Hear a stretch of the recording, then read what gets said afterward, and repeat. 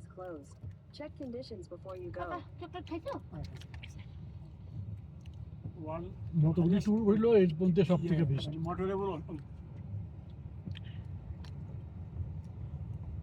ওই দেখো স্নোস্টর্ম বলছিলাম না, ওই যে জামা দেখছো, ওটা হলো স্নো।